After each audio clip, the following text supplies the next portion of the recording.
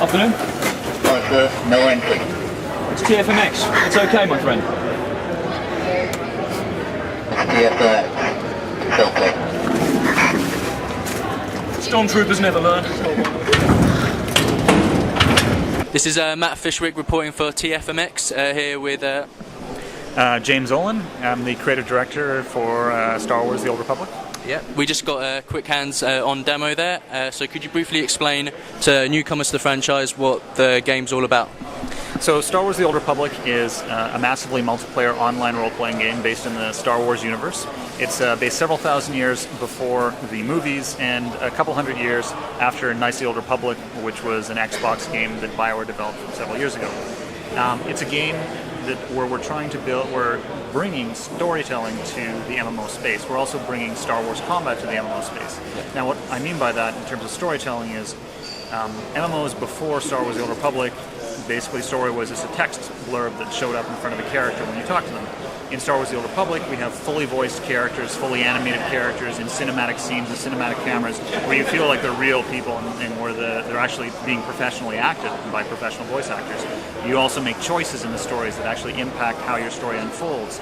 You also have companion characters that adventure with you that you can befriend or romance or betray that feel like real characters. And finally, you have to make moral choices. You have to choose between good and evil, and those choices impact how your story unfolds, how your companion characters feel about you, and how your whole game plays. So that's something BioWare is quite famous for. Like, in my opinion, they're like the pioneers of free choice gaming and moral development in the characters. I mean, the first Star Wars Knights of the Old Republic, you could choose to be a good or evil Jedi, effectively. Is there any new developments in this new installment of the franchise? Actually, one of the big new developments, and I don't think you've ever seen this in a Star Wars game before, and it's actually, I don't think you've seen it in a role-playing game before, because we have two factions, and one is the Republic and the other is the Sith Empire. This is going to be a game where you can actually start working for the evil side, you could call it, the Sith Empire, and all of your stories are essentially about going against the Republic and how to destroy them and how to destroy the Jedi.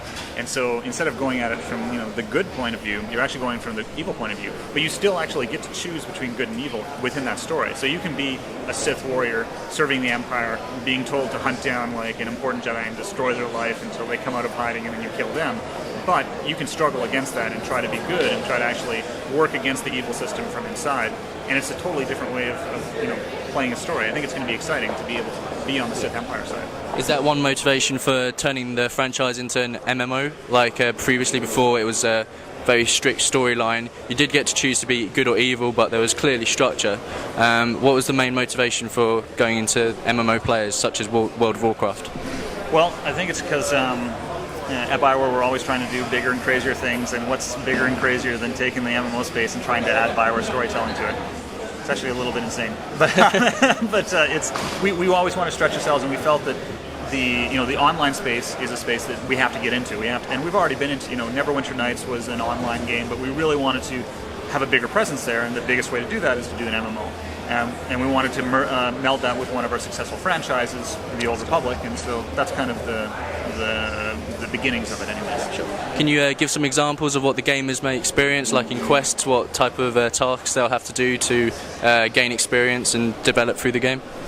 So the kind of quest, what we've been doing is we've brought BioWare storytelling to the MMO space. So your quests are, the storytelling within those quests,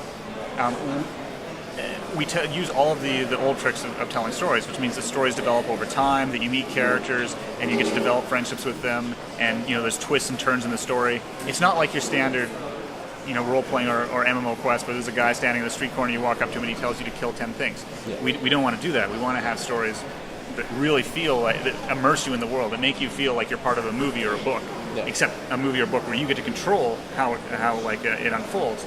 And it's also a movie or book where there's other people in your world that you get to interact with.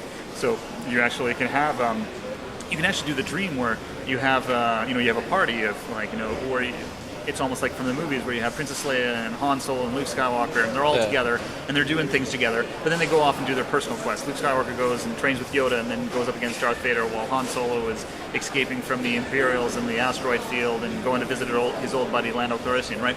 We can recreate that feeling from the movies where you have this group of friends that adventures together, but then also goes and does their separate stories as well. So it's fair to say that gamers can almost create the experience they want. Basically, it's up to them whether they play with friends or they can do it individually. Basically, it's up to them how much impact other players has on their experience. Yes, that's if you want to play if you want to be completely solo and you just want to play a Knights of the Old Republic Mass Effect style experience, except 4 times as long. Yeah, you can do that. But you can also play. You can, if you have a group of friends that you like to play with every night, you can do that experience. Or if you don't have a group of friends but you just want to get into the multiplayer experience, we have a lot of systems in the game that encourages like grouping up and socializing with other players. So you can just do pickup groups and find new friends online. It's up to you. I think for the most part, even people who want to be completely solo, and you can play the game from beginning to end solo, are going to want to occasionally, see what what's up. This is a massive multiplayer game. Hey, I want to group up with some people and see how it feels. It's also fun knowing that there's all kinds of other people out there.